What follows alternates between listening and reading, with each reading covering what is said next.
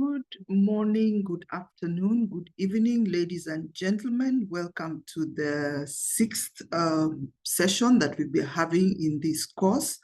I'm very glad to see that the number is increasing. I was a little bit worried when 9 o'clock was about to arrive and we did not seem to have very many people joining, but it's great to see everybody who has joined us today.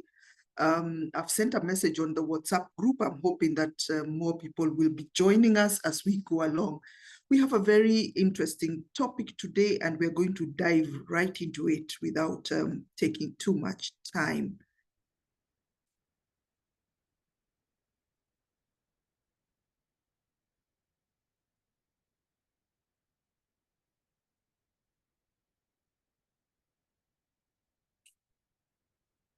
So once again, good morning, good afternoon, good evening, everybody, and welcome to our webinar series number 6. And we're going into gender transformative programming. Some of you have already been able to look into this module and see what is going on. And so therefore, remember that these videos or these webinars are intended to support us during the learning of the module. And it is always interesting to see what new things that you may learn, either by first going through the module, then attending the webinar, or by attending the webinar, then going through the module. There is no one way that is correct. So welcome very much to everyone. Today we are looking at gender transformating programming.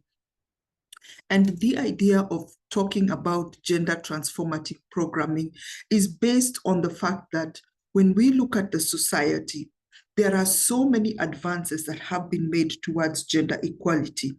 When we look at fields of education, fields of health, economic empowerment, no matter where you look at, we are not where we were in any country in the world. We are not where we were 20 or 30 years ago. Most countries have progressed.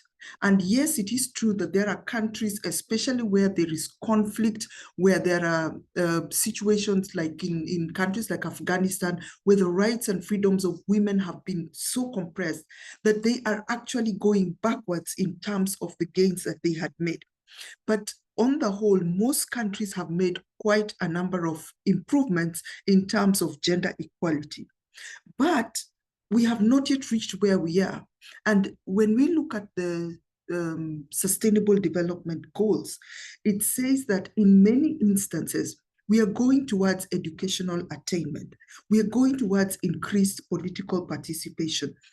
People are becoming aware of the impact of climate change, especially now when so many things that have to do with adverse climate change are happening in many countries. People are becoming aware of some of these things and putting into place the goals. But then when we go to the goal SDG 5 on gender equality, it is said that we are 200 years away, more than 200 years away actually, from achieving the gender equality goals of the SDGs. And yet here we are in 2024, which means we only have 6 years to achieve all the goals. So if we are saying that by 2030, we should have achieved gender equality, and we are saying that we are 200 years away from achieving it, there is something that is not going right. And this is where we need to to go beyond what are the things that we are always doing to how can we transform programs? How can we have approaches that transform programs so that we can achieve or accelerate towards gender equality? And that's what this Unit 6 is about. It's about looking at 3 ways in which gender transformating programming has been put into place and can work. So let's dive into this immediately. And now, before I go into the next slide, I want us to put our thinking caps on because I'm going to show you 3 pictures. Now, of these 3 pictures, I want us to go one by one, from the left to the right. And I want you to tell me just what you see in the picture. You don't have to interpret it. You don't have to explain it. You don't have to, just tell me, what do you see in the pictures? So here we go. Let us start.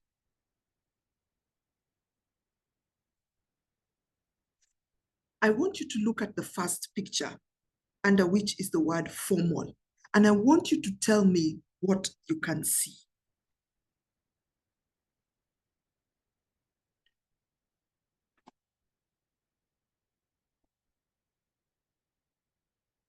Hello, am I alone?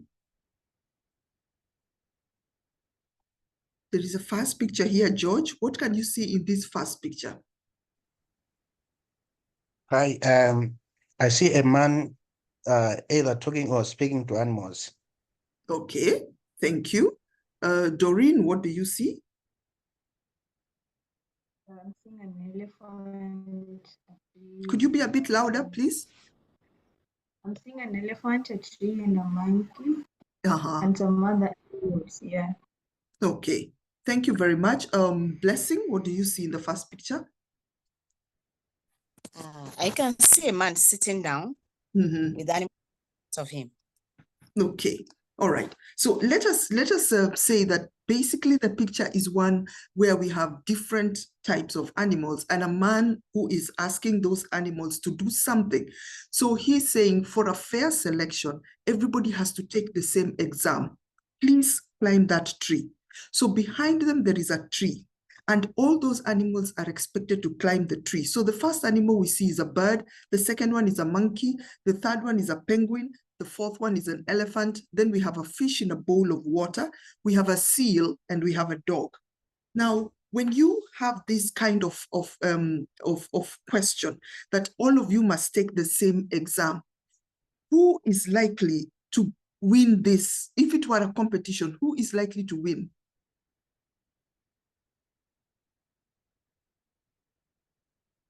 Who is likely to win? Blessing, your hand is up, so I'll call you. The bird. The bird. Okay, the bird. Is there any other animal likely to win? The monkey. The monkey. Yes, exactly. The monkey is the bird and the monkey. So now, which is the animal that is least likely to win this competition? The fish. Why?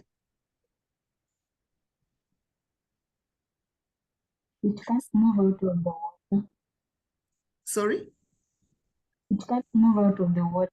Exactly. It's like Exactly. It can't move out of the water. So it is already in an ecosystem that is, even with the disadvantages that all the others have, it has an extra disadvantage because it is in an ecosystem that does not allow it to get out of that water and start climbing the tree.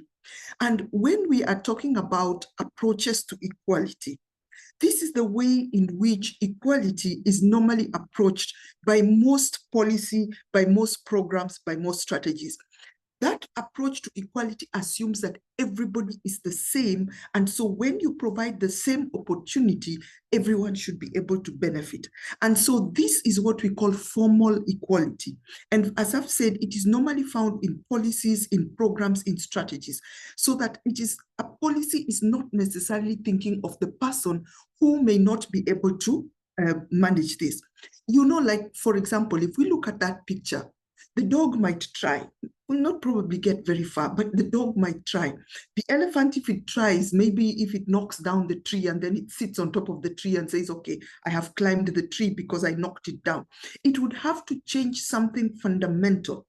Only for the bird and the monkey is this particular examination fair. So formal equality, which requires everybody to get into the same kind of situation and be able to succeed because you have provided the opportunity, usually does not lead to equality of outcomes. And the worst thing is that it may disadvantage others. For example, as you've pointed out, if the monkey needed to climb that tree, it has to get out of the water. But we know that a monkey cannot, we know that a fish cannot survive out of water. So the minute the fish gets out of the water, it faces the double disadvantage of, number one, not having the equipment to climb the tree, and number two, not being able to survive out of water. So when we have an approach to equality that is formal, it means that it can also disadvantage some of the people who are supposed to have that opportunity. So we will have a very dead fish, and therefore it has not been able to take care of that, to take advantage of that opportunity. Great. Thank you for those contributions. Let's go to the second one. What do you see in the middle picture?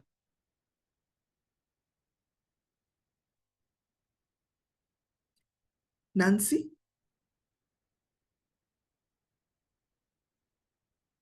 Nancy, go ahead.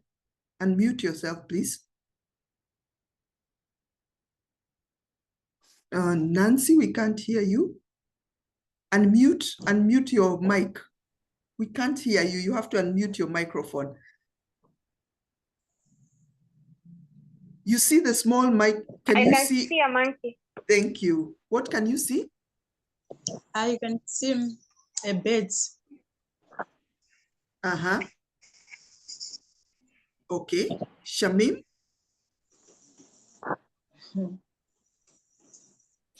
Hi. So I see a squirrel. I think it's a squirrel, the one that's taking water. Mm-hmm. Okay. Maria, would you like to describe what you can see in the picture? Yes, I can see one bed and also one bed in the cage. Mm-hmm. Okay, so there are some free birds and there is a bird in the cage. Yes, anybody else can point out something that someone has not yet said? Revi? I can see a very big tree. Mm-hmm. Okay. All right, let's have one more, Thomas.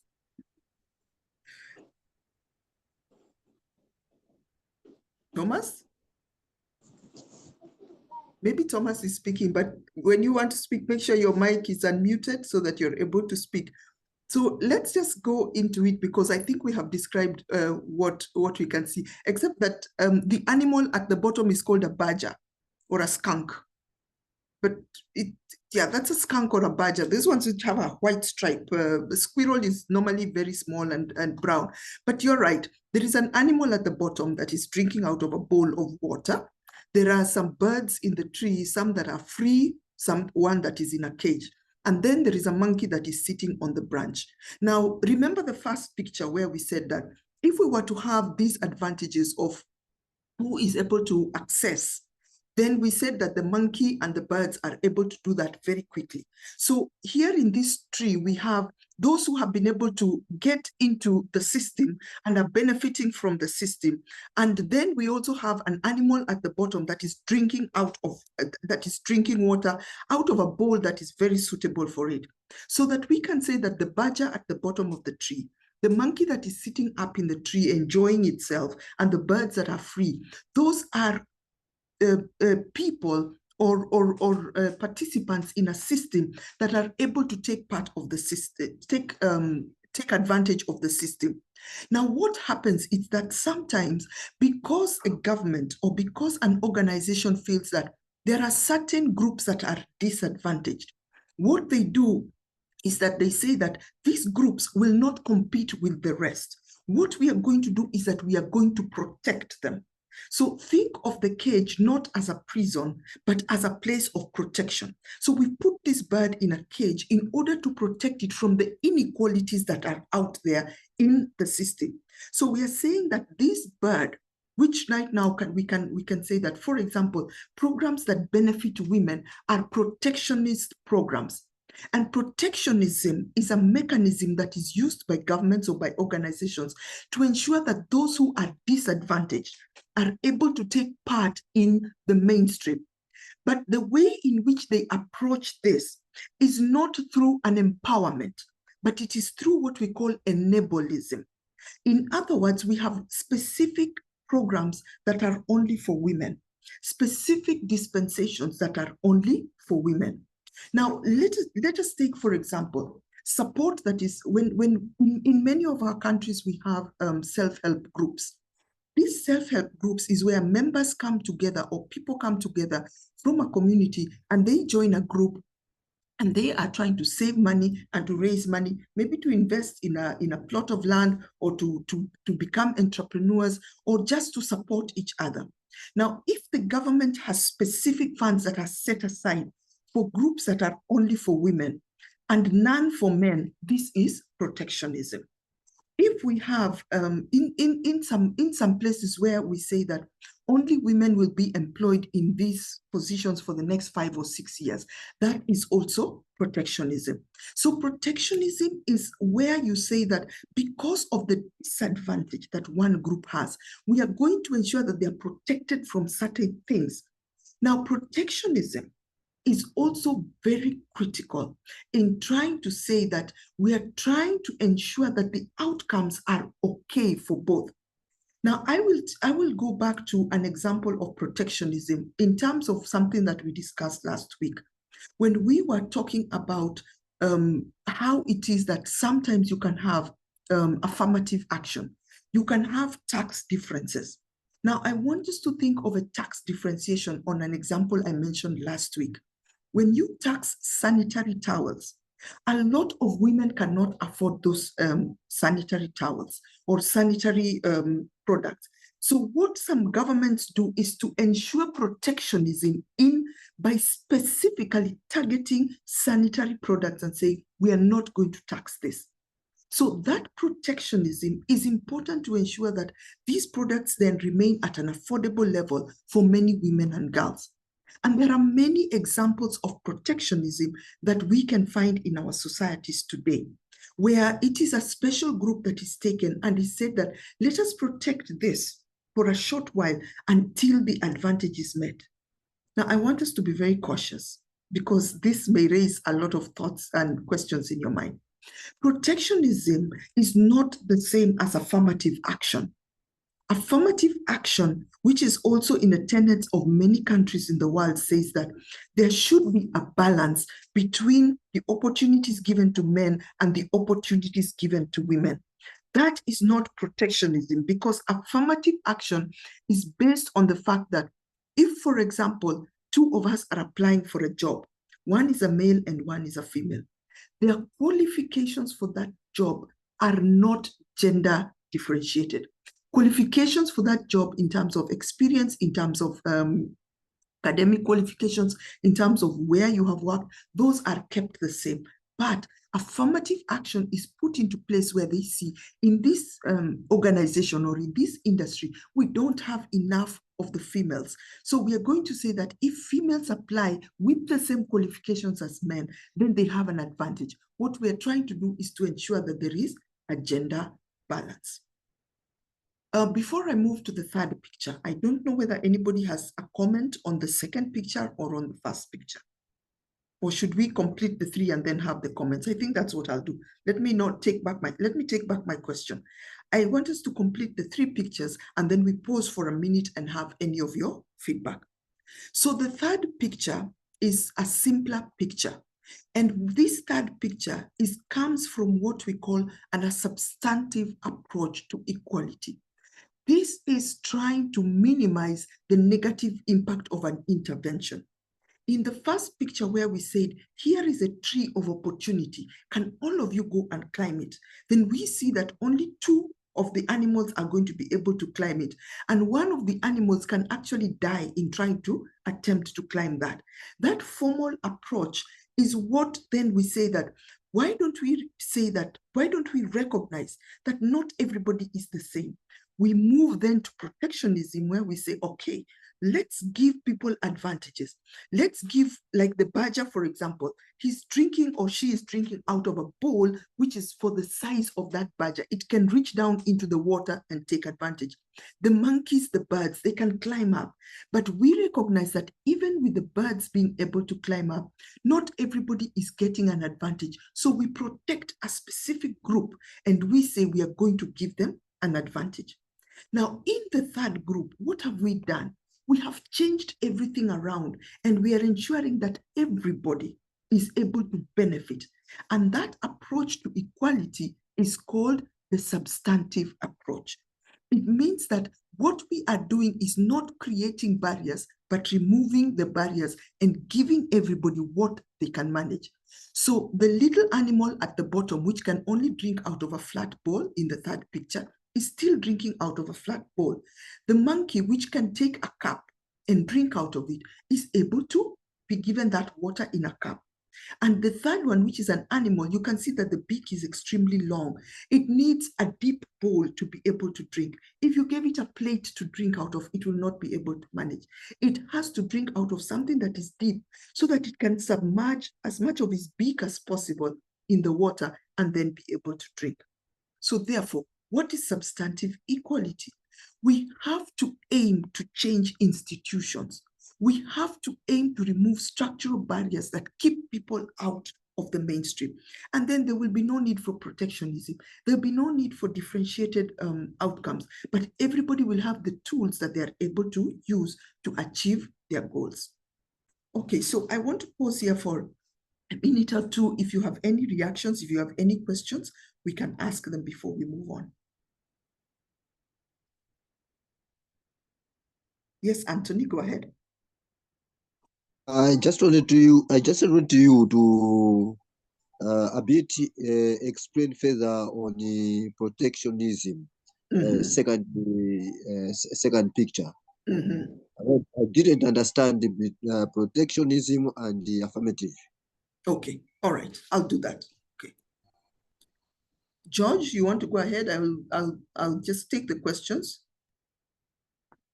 Yes, I wanted to come in terms of protectionism. That I think this approach needs to be taken with some cautious, because we may risk maybe some of the people who are being put under protectionism as at a favor disadvantage. Why am I saying this? Because, for instance, the bird which is in the cage, if that is a person which is being protected, then maybe people may be discriminating that person because he or she may be overprotected. Yes. However, we need to have good strategies on how best we can mainstream that the person who is being protected. Thank you, and over. Thank you, George. Thank you, George. Onani, you have a question or a comment? Probably comment. I've recently worked in a project, the Dreams project, which actually adopted the protectionism element, because the kind of support that we're giving has been given only to girls. For example, with the Siaka approach, where you train girls in different skills and all that, but it's only for girls. But however, there was a challenge that some of the girls that we were working with were married. And then when they get back home, the husband would say, okay, you're doing this, you want to take over my power and things of that sort, then you have to stop attending to this particular program. So in the end, went up an extra bar actually to engage the spouses of these girls before we engage them into the programming. So I wanted to comment on that one. Thank you very much, Rani. Thank you. Is there anyone else with a question before we then maybe I react to these? Comment or a question?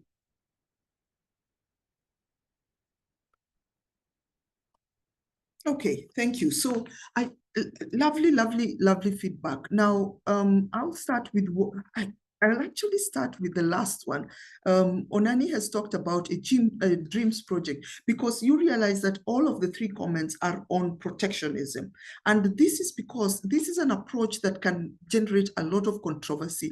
And so I want to use what Onani has talked about as our example. Onani talked about the Dreams project, where you're focusing on training of women and girls. Actually, Dreams project is more for adolescent and young women. So these girls are being trained in skills, but not every girl that is being trained in skills is then unmarried. Some of them have spouses.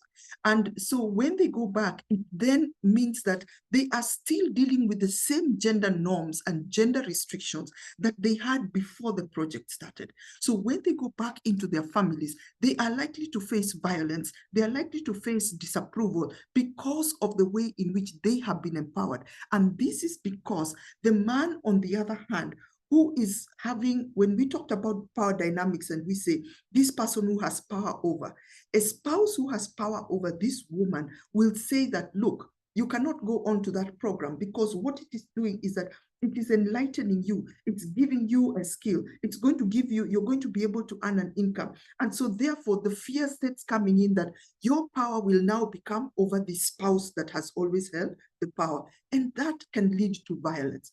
That can lead to disagreement. And so when we are talking about protectionism, George, you rightly pointed out that protectionism can lead to further discrimination.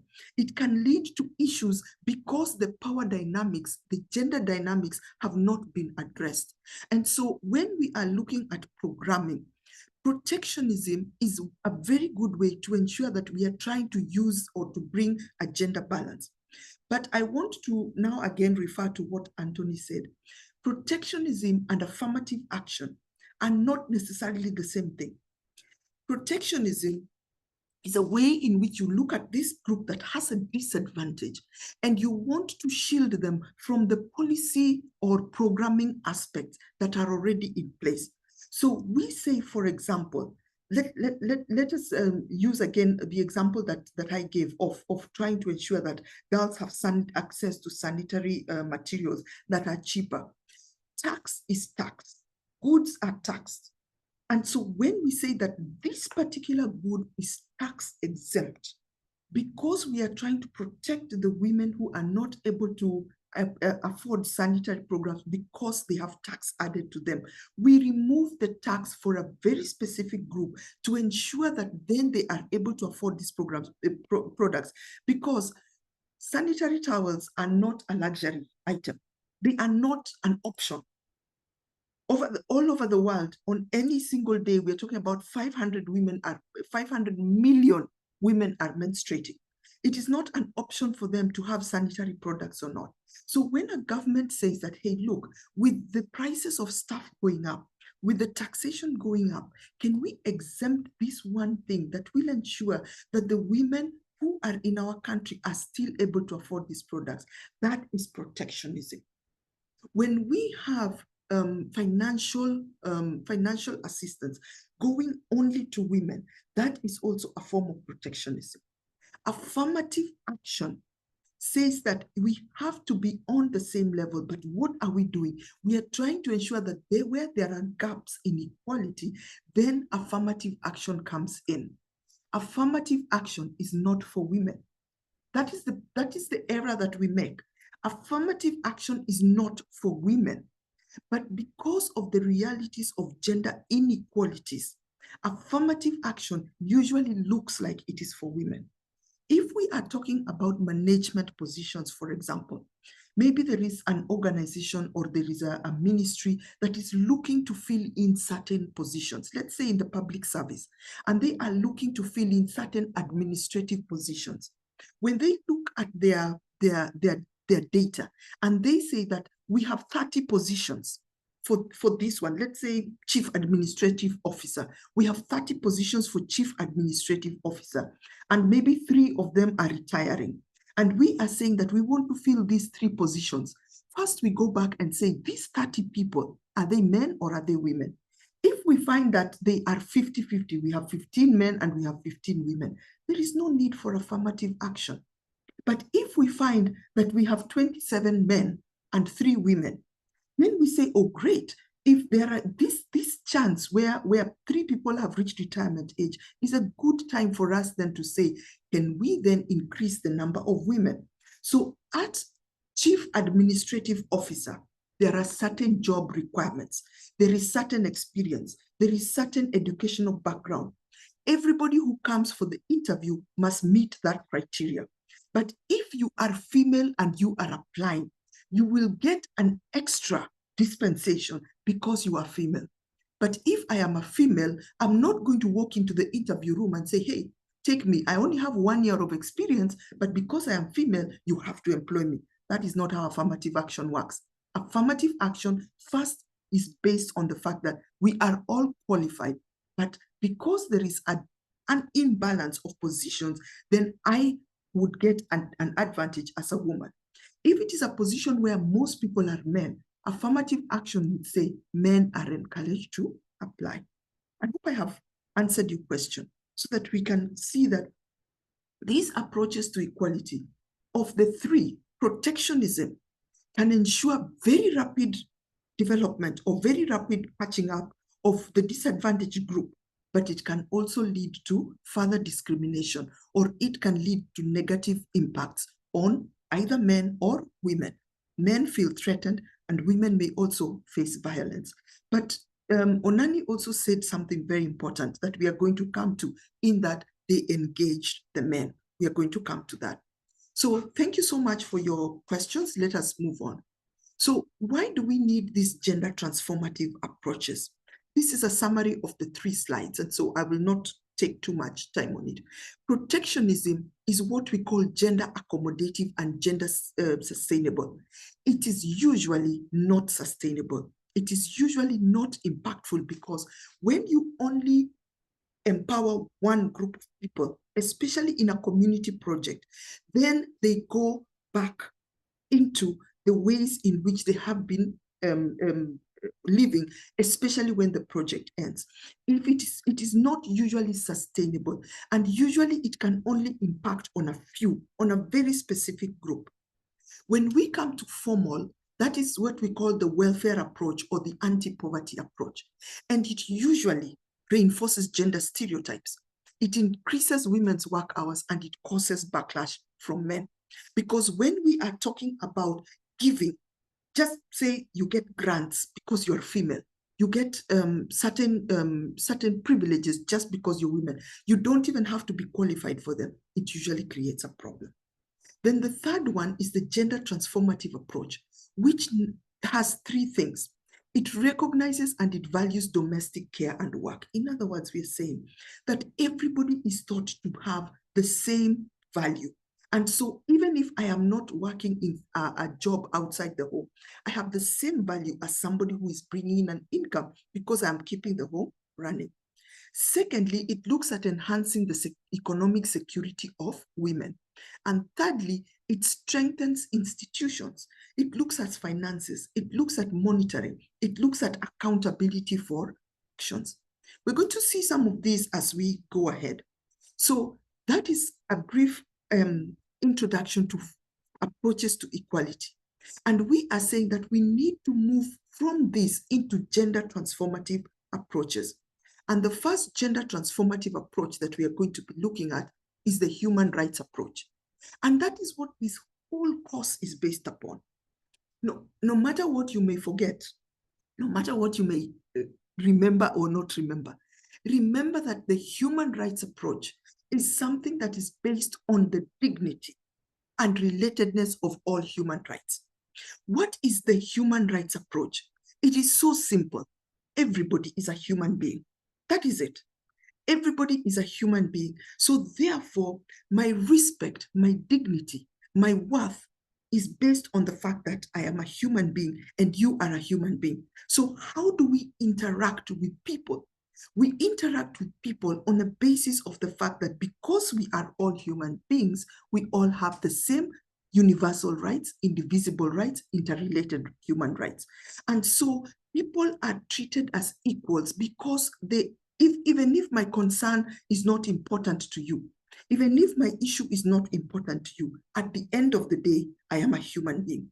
And I believe that if we thought about this human rights approach towards equality, a lot of the problems we have will go away.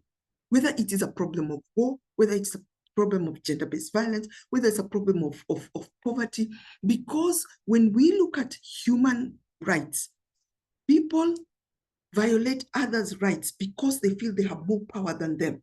And why do I feel that I need to have more power than you? It is because I think that there is not enough for everybody.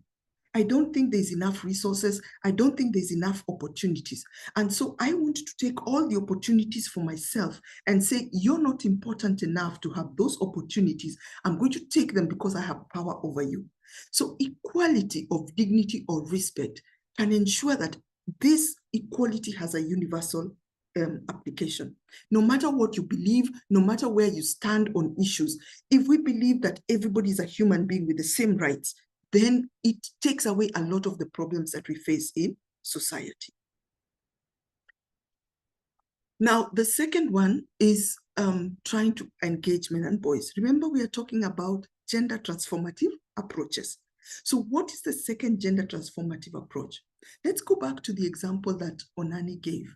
And he said that they were empowering women and girls. So they were empowering girls in the DREAMS program. And then this led to issues because some of these girls who are married had problems. Their spouses had problems because this girl is now sort of like, you're becoming more empowered, you're becoming more enlightened. And it means that it is affecting the power imbalance in the home. This girl suddenly has more voice. This person suddenly is able to earn a living, and it creates a little bit of problems. And this is because in most communities the world over, men hold traditional leadership and recognition as community leaders. But on the other hand, when they are community leaders, when they are leaders, when they have recognition, they also face issues. It is very easy to say that men have all the advantage, but these advantages also hold them to a very strict gender standard than women. I'm going to give you a very simple example. In the world over, women wear trousers. That is a gendered thing. Trousers were initially meant for men. But right now, women wear trousers and nobody says anything. Nobody even notices that there is a problem. But if in your community, men start wearing skirts or dresses, people are going to have a problem. But why? A trouser is simply a way to cover yourself. A dress is simply a way to cover yourself. Why does society not look at women who are wearing trousers in the same way as it would look at a man who is wearing a skirt? When society allows, if for example, I lose my parent and I'm crying and I'm weeping and I'm wailing all over, people will say, oh, she really loved her father, she really loved her mother. And it is accepted as a human emotion that I am going to cry, I'm going to wail. If my brother does the same thing, people are saying, hey, man up, men are not supposed to do that. But he also lost a parent and he's a human being. So society holds men to a very much stricter gender standard than women. And in many instances, women are able to do things that are more gender fluid than men are, because they are allowed sometimes to do things that society recognizes that yes, this is a gender norm, but women are more able to do that. Men are held to a stricter standard. Men are also the custodians of tradition and culture. And when they are the custodians of tradition and culture, they are expected to uphold these traditions. They're expected to uphold these cultural standards, even when sometimes they do not believe in them. And I want to say here that when we are talking about tradition and culture, we're talking about two different things. Every community has got traditions. Every community has got a culture, but traditions are more, what can I say? They are more rigid than culture. Culture is always changing. If we look at some of the ways in which our people did things 20, 30 years ago, they are very different from now. And so there are certain things that have never changed in your traditions, and they are very rigid when it comes to changing. For example, circumcision, female genital mutilation, those are traditions. Those are not cultures. Those are traditions that are held. Paying of bride price, that is a tradition. But cultural aspects of those things are changing. For example, if we take the paying of bride price, traditionally, there would be that somebody is walking with cows or live animals and so on from one place to another going to pay bride price. Nowadays, bride price is paid a lot of times in money. So the tradition of bride price is still remaining, but the culture has changed to reflect the modern times. And that means that culture is more dynamic. But men are still the custodians of tradition and the custodians of culture.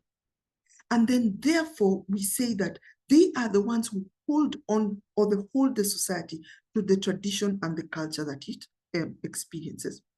And then the third issue that is faced by men and boys is toxic masculinity, which dictates only one way to be masculine. Toxic masculinity is that way in which we say that as a man, you've got to be strong, you've got to be tough, you've got to be loud, you've got to be ambitious, you've got to be one A, B, C, D.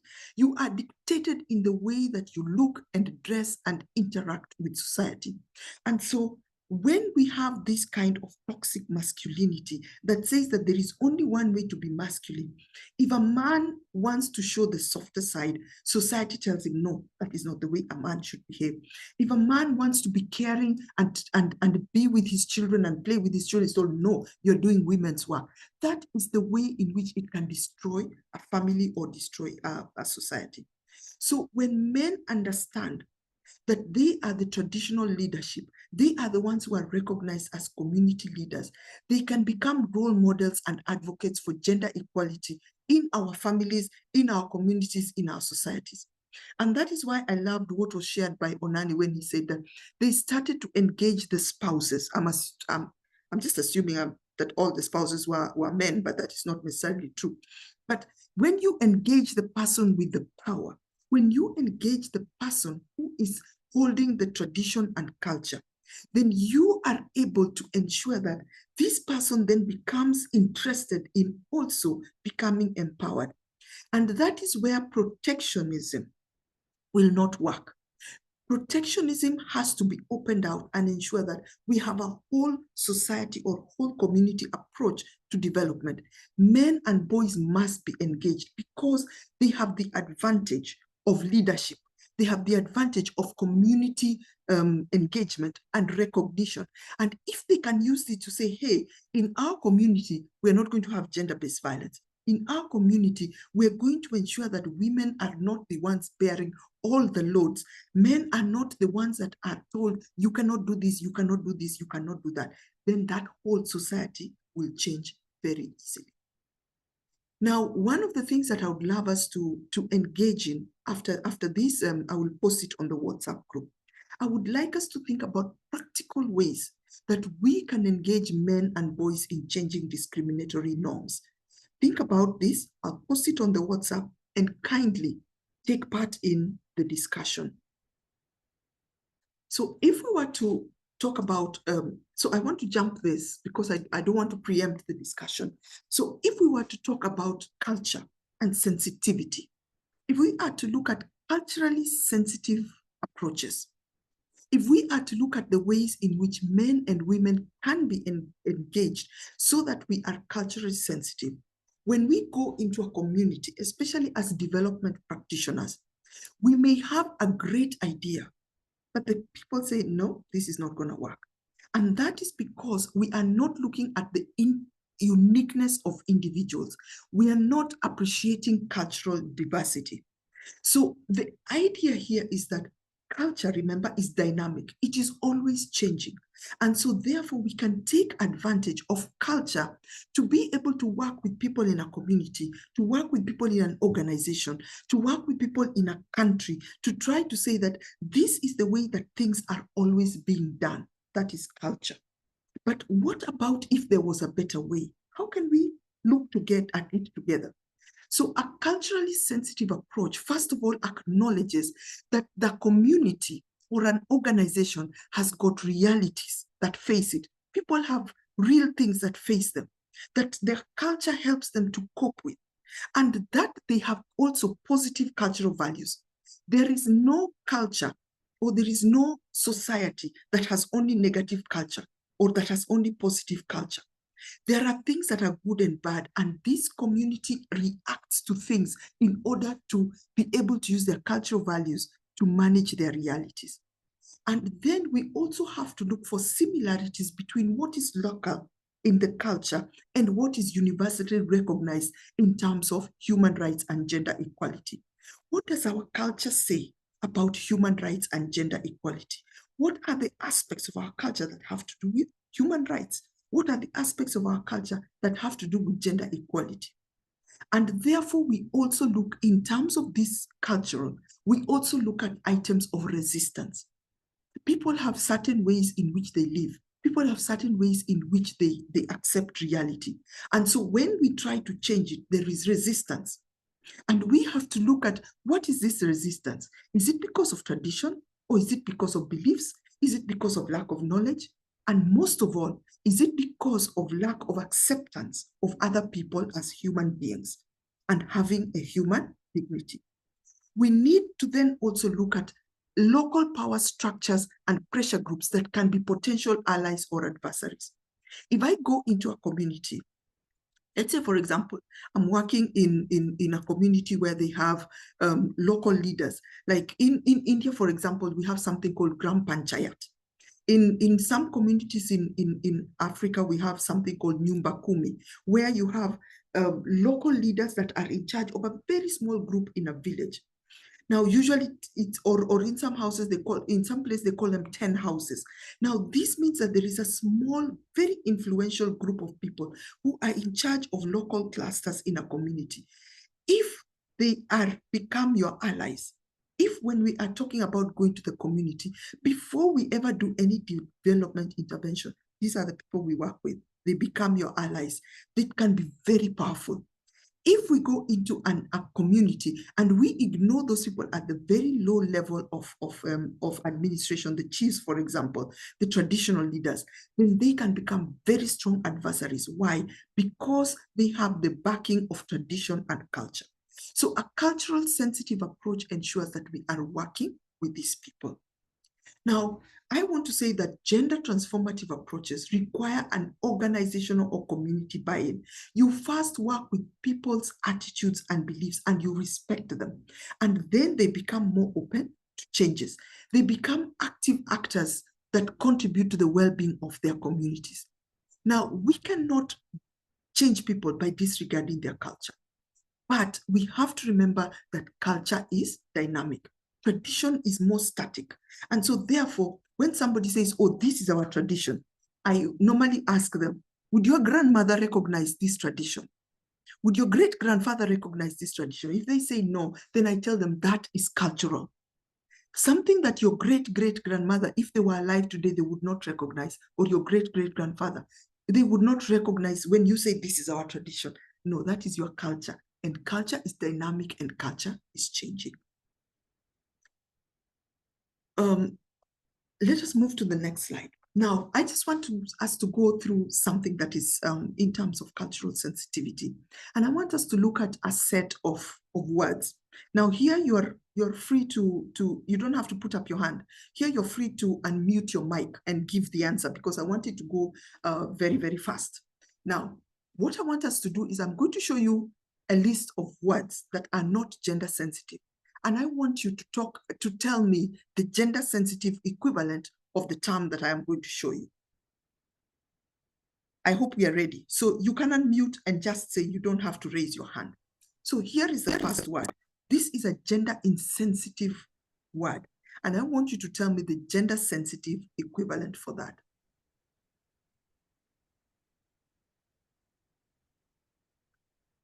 Hello? Hello, police officer. Police officer, thank you. Hi. Next one. We have moved on. We are moving very fast. Next one. Head teacher. Head teacher. Good. Just unmute and say the word, yes, head teacher, which is another word starting with Headmistress. Mother Headmistress.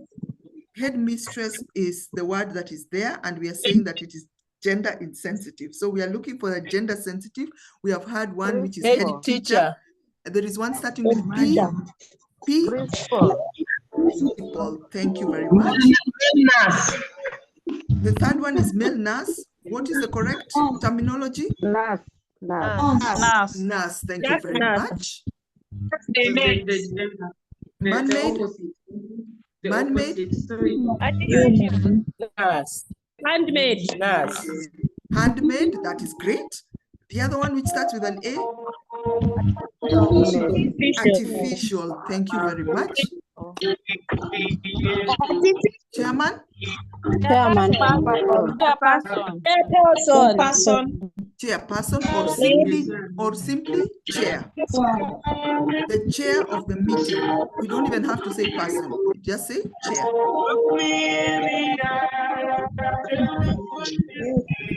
If you have music on, kindly mute yourself, please. Thank you. Mankind. Human.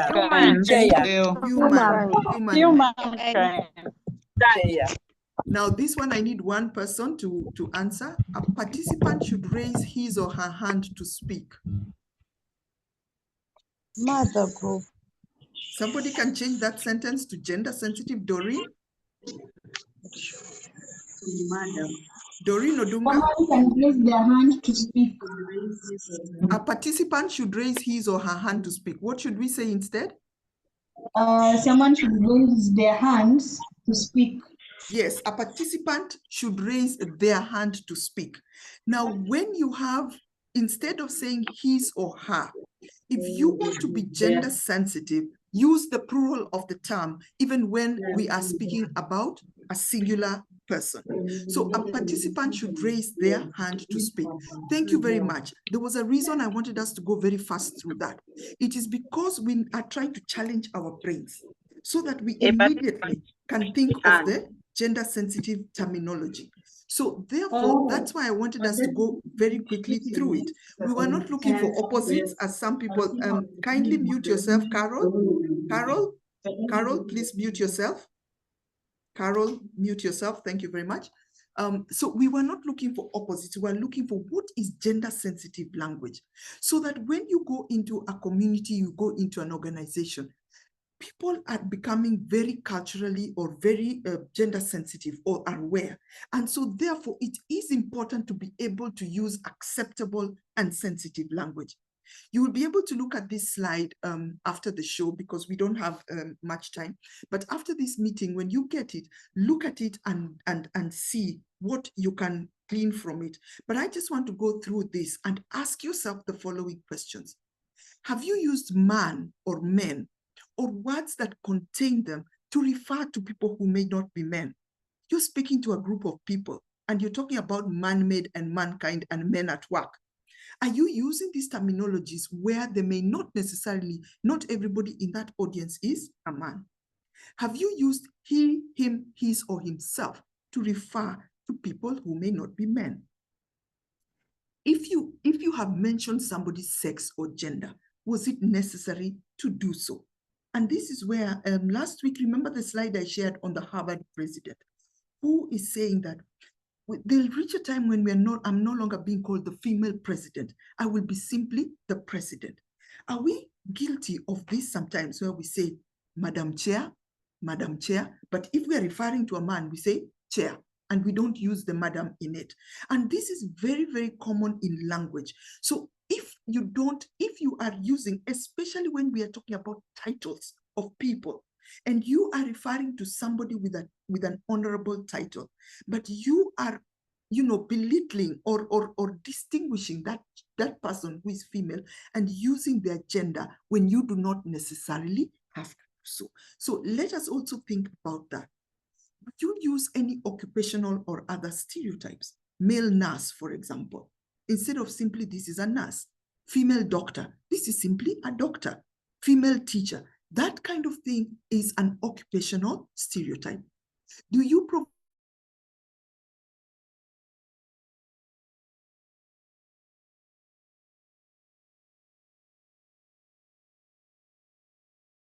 interacting with you feel included or respected? Feel included or respected? There is somebody who I wish to mute. Okay. So if you have used this kind of language, please look at this slide again and think to myself, am I being gender sensitive? Now, before I move to the next slide, which is the last slide, our time is almost up. I want you to think about a grass. Think about grass, the one that grows in the field. Sometimes grass has got very little flowers or small flowers on the top of it. Now, when you look at that grass, or when you look at a very small item, a very small flower, which has got pollen, have you ever imagined what goes on inside that grass? Now, I want you to forget about your adult world for a minute. Before I move to my next slide, which is my motivational slide, I want us all to have in our minds a picture of a grass, which has a tiny flower on top of it. And on this tiny flower, there is a human being, or a being, not necessarily a human being, but a being. There is something or somebody that is alive on top of that grass. Can you imagine how small that person would have to be to fit on top of a grass. And when you are walking through the field, when you're walking through, you may be stepping on an insect that is very tiny or something that is very tiny on top of that grass. So now with that picture in mind, I am going to move to the next slide. And I want you to keep that picture in mind as we go to this slide. Okay. Now, this picture is from a children's movie that I love very much. Some of you may have watched this movie. I don't know if anybody has, but it is not a new movie, but it is a children's movie that is called Horton Hears a Who. Horton hears a who. In other words, Horton is listening. Now, Horton is that elephant. And you can imagine the size of an elephant and the size of an elephant's ears. Now, why I was asking you to think about the grass. This elephant is walking about and picks a flower off a grass because he hears a person saying something in that grass. So look to the right of that slide. I have enlarged the small grass that Horton is listening to. And when he puts it next to his ears, he hears a small, tiny little voice saying, "We are here, we are here, we are here." And what Horton realizes is that, okay, there are people on the top of this head of grass. Now, it is a children's movie, and some of us maybe we no longer have that kind of imagination, but I love children's movies, and I love what they teach us. Because the aim of this movie is to teach children that a person is a person, no matter how small. And no matter what your beliefs are, no matter what your cultural aspects are, no matter what you think about the way in which other people live, the way in which other people love, the way in which other people believe, at the end of the day, you have got to recognize that those people are here and that those people are people, no matter how small they are in the society, no matter their gender diversity, no matter their disability, no matter their poverty or their status. Everybody is a person, no matter how small they are, no matter how insignificant they are, no matter what their group is. And if we can recognize that, then we are going to be on a very fast step to saying that human beings are human beings, and no matter what their status in life, they are human beings. And that is where I want to stop my sharing at and say that we need to find a place where we go beyond ourselves and say that I may not agree with you. I may not necessarily even like what you're doing. But first of all, I recognize that you have human dignity and that you are a person. That your personhood is more important than anything else. And so therefore, we may not want to see other people do certain things, but are they applying their human freedoms? Are they living a life of liberty? Are they having access to education? Or am I the one who is causing them not to live a life of human dignity? Am I the one who is causing them not to experience their true freedoms?